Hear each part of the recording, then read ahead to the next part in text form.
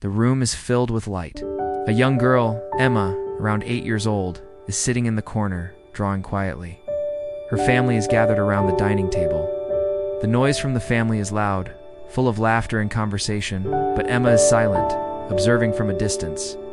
Mom called Emma, "Sweetie, dinner's ready." Emma doesn't respond. She continues drawing. Dad looking Emma and asked Emma, "Did you hear me? Dinner?" Continues. Emma's mom notices and walks over to her, sitting beside her. She gently touches Emma's shoulder. Emma turns to her mom and smiles, but there's no response to the words. Mom says, "Sweetheart, do you want to eat with us?" Emma looks at her mother, her eyes full of love, but still no words. She shakes her head slightly, feeling the barrier. Her mother sighs, a look of concern on her face. "Mom, I just wish you could tell me what you need, ... Emma is sitting in a classroom surrounded by children. They're all playing together, but Emma is isolated. The teacher is speaking to the class, but Emma can't hear. Her eyes flicker with curiosity as she watches her classmates engage in their conversations, but no one reaches out to her. The teacher, "All right, children, time for our story time." Who wants to read next? Emma looks longingly at the group, hoping someone will notice her, but no one does. Her hands rest on the desk, nervously twiddling with a pencil. Suddenly, a small girl, Lucy, notices Emma's struggle.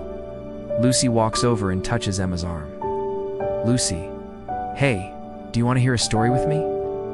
Emma looks at her and nods, her face lighting up with gratitude. Lucy sits beside her and mimics the teacher's gestures, explaining what the class is doing. Emma looks at Lucy in wonder, feeling a glimmer of hope. It's late. The house is quiet with the soft hum of the night air. Emma is lying in bed, staring at the ceiling. Her parents are talking in the kitchen, the sound of their conversation muffled through the walls. "Dad? She's getting older. Why is she so distant? Why can't we understand her?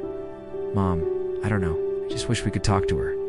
Really talk." Emma's lying in the dark, hearing only the faint vibrations of the voices, but she feels alone in her silence. The next day, Emma's outside on the playground.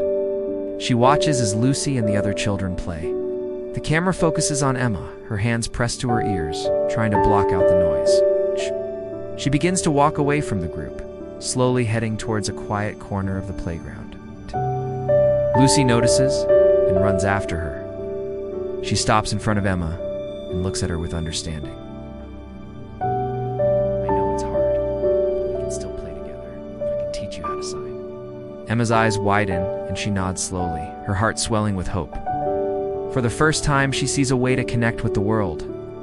Lucy takes Emma's hands and begins teaching her simple signs. Emma is sitting with her mom, practicing the signs Lucy taught her. Slowly, she spells out, "I love you," with her hands. Her mother's eyes fill with tears. "Mom, you love me."